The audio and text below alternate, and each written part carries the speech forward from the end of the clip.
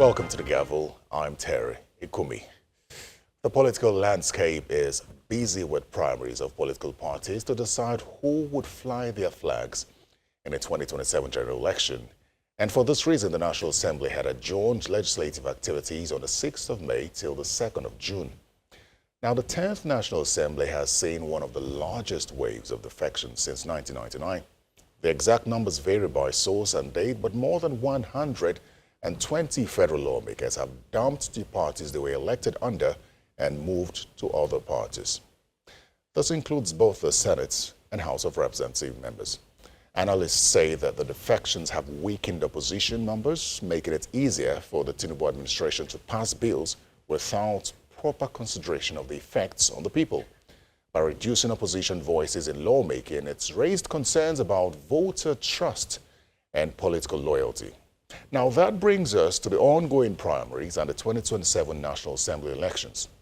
Nigerians cannot afford to sleep on their members of parliament anymore. Who you send to the National Assembly to represent you is highly important. Some would say even more important to a constituent than who becomes president. Now, in Nigeria, we treat elections like a 4-year ritual. We vote, we complain for a while, then forget about the person until the next campaign posters show up. And that gap between the ballot box and the handover of power is exactly where bad laws get passed and good ones die quietly. So, if you want evidence, just take a look at what Parliament has actually been doing while most of us were not watching. Parliament makes the rules that run your life. The National Assembly doesn't just approve budgets. It passes bills that decide how much you pay for electricity, how the police can arrest you, what your schools teach, and whether your phone line gets blocked without a court order. Now, let's take the Electoral Act 2022, for example. For years, Nigerians pushed for electronic transmission of results because we were tired of results changing between polling units and collation centers. The bill went back and forth and only passed after sustained public pressure. The difference it made in 2023 was obvious and would even be more obvious in 2027. More transparency, fewer excuses. Motions, on the other hand, shape policy before it becomes law. Bills get the headlines, but motions are where Parliament sets the agenda. A motion can force a minister to appear before the House. It could halt a policy or even trigger an investigation. Let me give you an example. In 2023, a motion in the House of Representatives drew attention to the arbitrary increase in electricity tariffs and led to a public hearing. In 2024, motions on the scarcity of cash and the redesign of the Naira forced the central bank to clarify its policy and extend the deadlines. None of that happens if your representative or senator is absent, silent, or trading votes for committee positions. But do you pay attention to their attendance and contributions during sittings, whether in plenary or committee meetings? Now, they're all the same. That's what we're saying, and that's how bad bills pass. Remember that. The excuse that all politicians are the same is how unpopular legislation gets passed, with just about 40 members in a chamber of 360. When attendance is low and the public is absent, the few who show up decide for everyone. Now, in states where civil society groups do scorecards, they do town halls, you get to see that reps show up, they submit bills and explain their votes. In constituencies where nobody asks questions, you see absenteeism and silence. The constituency project system is a perfect example. It is riddled with opacity. But in places where citizens track projects, money gets spent on actual boreholes and clinics instead of disappearing into capacity building workshops. You need to know who your representative is. The House of Reps and Senator for your federal constituency and senatorial district. You need to follow what they say and vote on. You need to engage them before they vote on bills, use calls, emails, or visit the constituency office when a bill affecting you is at second reading. After it passes, it is too late. Judge them on their actions and not rhetorics. Remember that. Now, the bottom line is, Parliament is not a place for honorables, in quotes, to go and rest after politics. It's a factory for laws and money decisions that affect your rent, your fuel price, your job prospects, and your rights. Keep that in mind. Because if you leave it to party whips and lobbyists, you'll get laws made for party whips and lobbyists. If you pay attention, if you ask questions and make noise early enough, you'll get something closer to laws made for you. The people in Abuja make laws for your farm. They make laws for your market and your children's school. So pay attention to party primaries and make your choice during the National Assembly elections based on what you know about a candidate and not their party. Remember to vote out any incumbent lawmaker who has not represented you well or who has been repeatedly absent from his legislative duties. Finally, please share and explain this message to your families in rural areas in the simplest forms so that they are not used and misled again. All right, let's move on.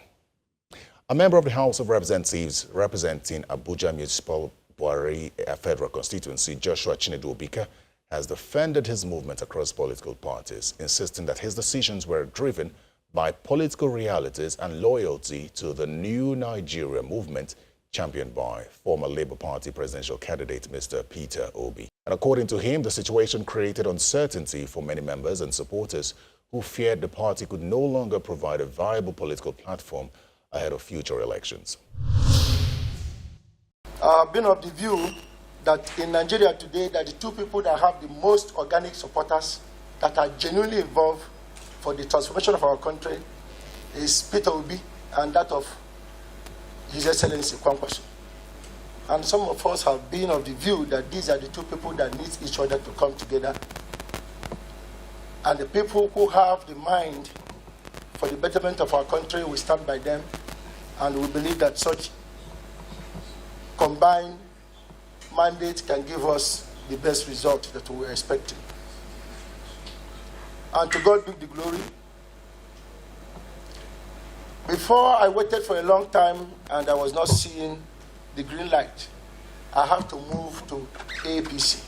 And after I've entered into APC, I think about some weeks or close to a month, our leader now defected into NDC. Immediately the news filtered. I think it's for the best interest of everyone, for people who have the same ideology and belief, to come together and support that mandate. I didn't hesitate, but to cross to NDC. So our leader have said severally that if it takes him to cross into 20 political parties, but to succeed for the battle for a new Nigeria, that is ready to do that. I think that the issue here should be based on what 2 years plus that I have spent in the National Assembly, what impact has it brought to the people of Ahmad Buhari Federal Constituency? Now let's track back and take a look at some bills, motions and reports considered and passed by Parliament just before the break that you may have missed. The House of Representatives, through a motion of urgent national importance on the need to enforce regulatory rules on siting of gas filling stations and outlets and manage emergencies arising from a gas explosion in Apapa Federal Constituency, Lagos State, mandated the regulatory bodies on the siting of gas filling stations and outlets to be strict in enforcement of location rules. The House also considered and approved a motion on the need to investigate Oando PLC on stoppage of its corporate social responsibility. Also notes that the acquisition of Ajib Eni included both its assets and liabilities, encompassing obligations such as the provision of electricity supply to the host communities as part of its corporate social responsibility, CSR commitments. Further notes that these and other community services were consistently provided before the acquisition by Oando Nigerian PLC, and such CSR initiatives by the then Ajib N significantly fostered sustainable and mutually beneficial relations between the company and its host communities. Aware that following the acquisition of Ajib Eni by Oando Nigeria PLC in 2024, signs of a declining commitment to corporate social responsibility to the host communities began to manifest, including restricted access to the company's executives, thereby limiting opportunities for constructive engagement on critical issues, such as the persistent blackout affecting the 3 communities of Tuobras, Okpoma, and Ewama in Brass, Nembe Federal Constituency. Worried that given the sensitive and often fragile relationship between oil companies and host communities in the Niger Delta, such conduct could trigger adverse reaction with far-reaching and potentially destabilizing consequences if not urgently addressed by the House and relevant authorities. Convinced that the prolonged blackout in these communities has significantly disrupted social and economic life and has contributed to increasing distrust and tension between the host communities and the company, the House resolved to mandate the House Committee on Corporate Social Responsibility to investigate the matter and make appropriate recommendations to the House for further legislative action. Meanwhile, the Senate had passed the 2.2 trillion naira FCT 2026 budget, though there were some observations. I am not averse to the passage of this budget. We should pass it only with a proviso to the effect that next time when such a top-notch budget is being presented, it should be accompanied with the revenue profile of the FCT to make it more transparent and accountable to Nigerians. Just as the Deputy Senate President have seen the presentation to be top-notched, I will do the same thing. I also looked through the presentation, is really top-notched.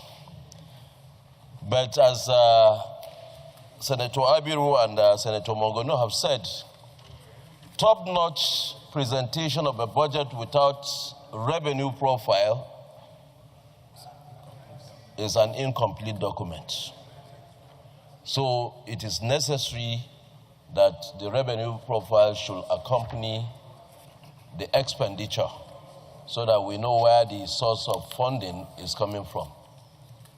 I think with what Senator Mongono have said, it will be necessary for the revenue profile to be attached so that after we have passed this in, nobody will come to ask where the money is going to come from. Distinguished colleagues, is there anybody that is opposed to this budget being passed? Those in support that this we proceed here from to the Committee of Supply, say aye. Those against say nay. The ayes have it. The budget was also passed in the House of Representatives. Welcome back to the gavel. Last week, the House of Representatives engaged Mr. Ayo Shotinri, Managing Director of the Bank of Agriculture, on agricultural development in the country.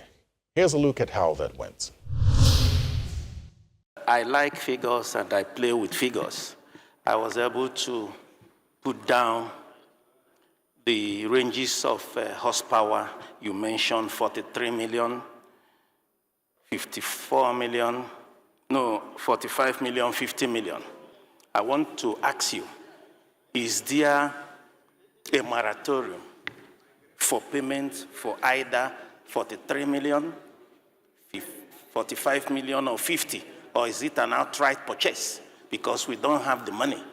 History we have in this country with respect to policy inconsistency, especially within the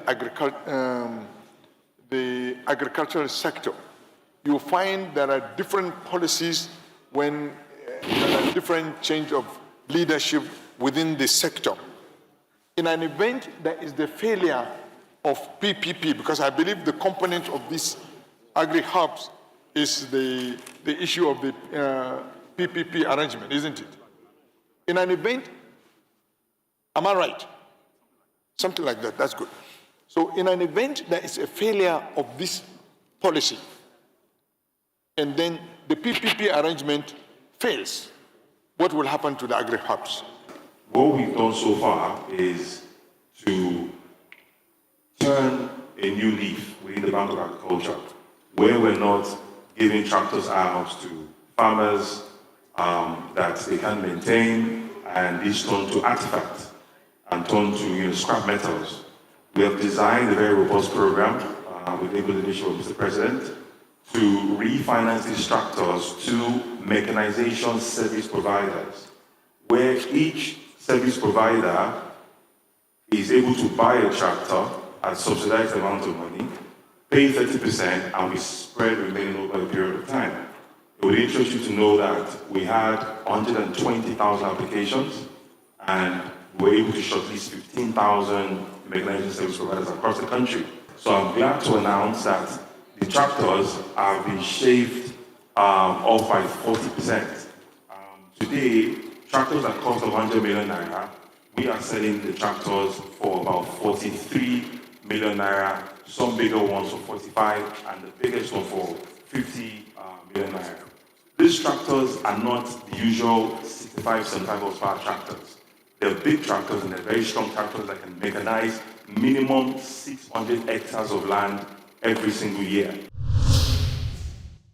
Earlier, the House had debated a bill for an act to establish a 50-year national economic plan for Nigeria and measures to compel compliance. It is good to note that we run an election cycle of every 4 years, meaning that if we are proposing a 50-year growth plan, that we'll be running it through over 10 election cycles. I think it's very important for us to note that this bill is going to promote sustainability. So I want to urge my colleagues that it is high time that we depart from the normal administration that we are familiar with as a country.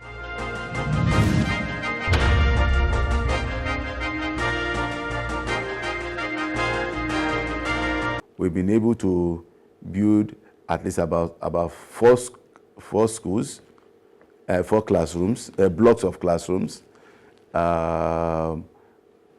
hospital, a federal medical center annex has been brought into the federal constituency at Labora Wode. When we talk about schools, we have the Solalade Junior Secondary School, we have the Balogun Sanusi Primary School, we have the Debojo Secondary School, and now we are still working on 1 or 2 that would be completed very soon.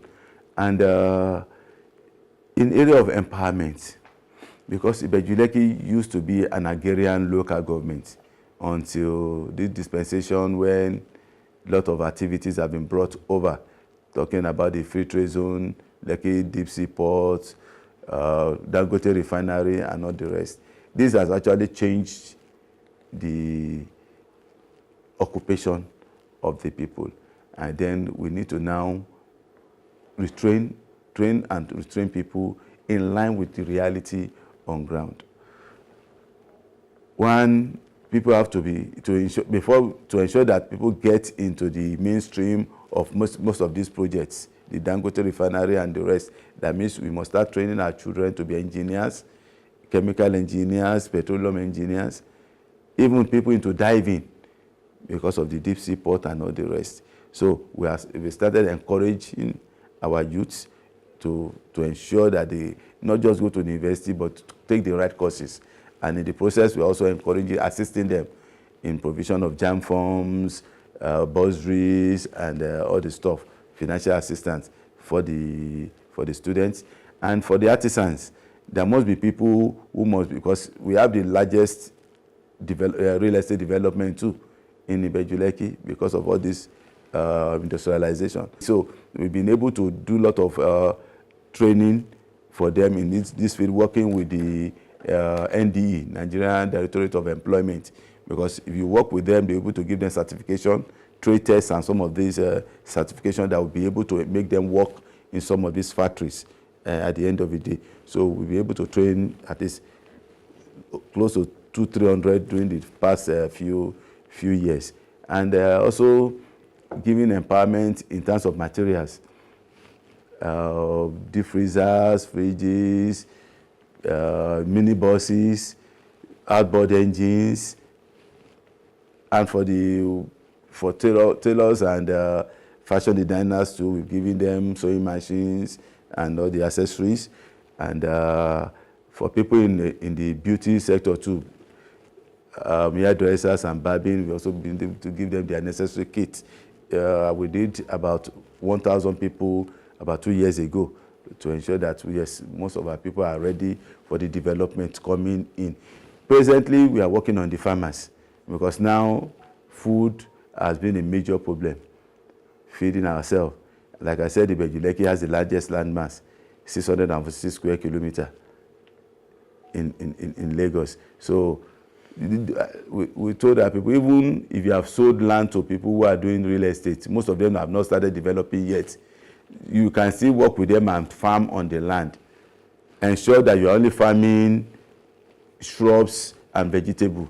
Don't go into long-term, perennial agriculture like planting of palm trees and all the rest. Just plants, cassava, vegetable. Those are things you can easily harvest when they come. And we just distributed about 500 bags of fertilizer recently. For the fish farmers too, we are going to give them this fish tank so that we want to start with 10 groups. We establish 10 groups.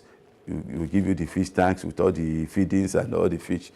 At least we'll monitor them. If you can prove yourself to be to have interest in this, we can start taking some individuals later, but we want to start with 10 groups. So that will be 10 major tanks. I think it's about 4,000 liters a tank. That's what they use for this fish. That will take about 3,000 fish each. So we're looking about, that means you have 3,000 into 10, that's about 30,000 fishes.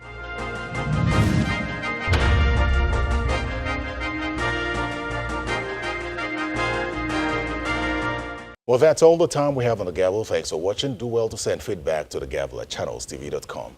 I'm Terry Ikumi. Goodbye.